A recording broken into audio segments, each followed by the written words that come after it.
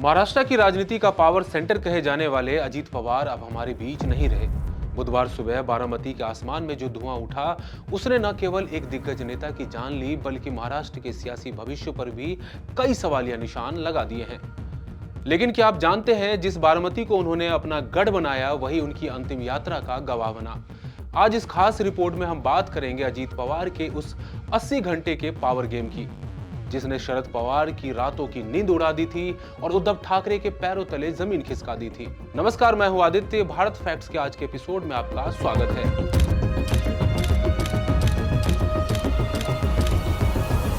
28 जनवरी 2026, समय सुबह के लगभग 8:10।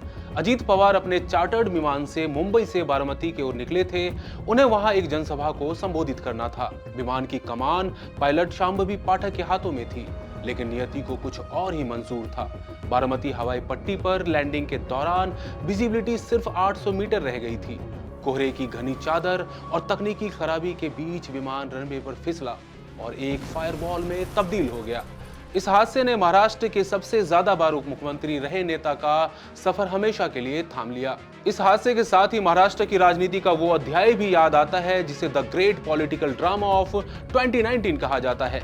वो दौर था जब पूरा विपक्ष, शिवसेना, कांग्रेस और एनसीपी मिलकर सरकार बनाने का सपना देख रहे थे। 22 नवंबर 2019 की रात तक चर्चा थी कि उद्धव ठाकरे मुख्यमंत्री बनेंगे, लेकिन 23 नवंबर की सुबह जब मुंबई सोकर उठी तो नजारा कुछ और ही था। टीवी स्क्रीन पर खबर फ्लैश हुई, देवेंद्र फडणवीस ने ली मुख्यमंत्री और अजीत पवार ने ली उप मुख्यमंत्री पद की शपथ। किसी को यकीन नहीं हुआ, शरद पवार के सबसे भरोसेमंद भतीजे ने ही उनके खिलाफ बगावत कर दी थी।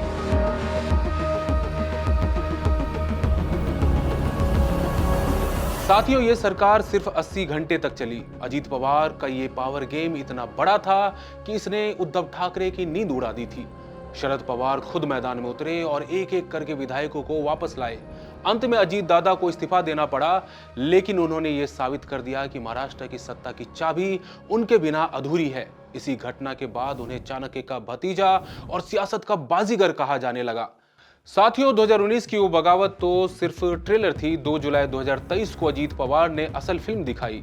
उन्होंने न सिर्फ एक बार फिर बीजेपी और एकनाथ शिंदे के साथ हाथ मिलाया, बल्कि चुनाव आयोग की लड़ाई में अपने चाचा शरद पवार से पार्टी का नाम और निशान घड़ी भी छीन ली।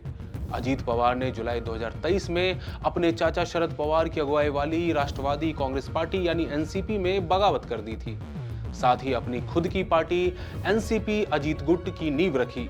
वो रिकॉर्ड 6 बार डिप्टी सीएम बने। विरोधी उन्हें अक्सर हमेशा के उप मुख्यमंत्री कहकर चिढ़ाते थे, लेकिन अजीत पवार का कद इतना बड़ा था कि हर गठबंधन को उनकी जरूरत थी।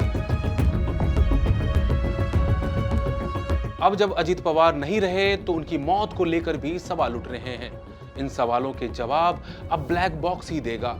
अजीत पवार का जीवन किसी थ्रिलर फिल्म की पटकथा जैसा रहा। महत्वाकांक्षा, बगावत, सत्ता और आखिर में एक दुखद अंत। वे बारामती से विधायक थे और बारामती की ही मिट्टी में उनका सफर खत्म हुआ। उनके निधन के बाद महाराष्ट्र की राजनीति का एक इंजन थम गया है। शरद पवार का वो भतीजा जो सियासत में अपने चाचा से भिड़ गया, जिसने अपनी अलग राह चुनी, आज अपने पीछे एक बड़ा राजनीतिक शून्य छोड़ गया है। अजीत पवार के उत्तराधिकारी के तौर पर उनकी पत्नी सुनेत्रा पवार और बेटे पार्थ पवार के नाम सबसे आगे है। सुनेत्रा पवार बारामती में उनके विरासत को संभाल सकती है, जबकि पार्थ पवार राजनीति में सक्रिय हैं। उनका छोटा बेटा जय पवार फिलहाल सियासत से दूर है। साथियों, इसके अलावा अजीत पवार के भतीजे रोहित पवार भी एनसीपी अजीत गुट में एक महत्वपूर्ण भूमिका निभा सकते हैं। अभी के लिए बस इतना ही। राजनीति के दादा को हमारी विनम्र श्रद्धांजलि। बने रहिए इंडिया.com के साथ। शुक्रिया।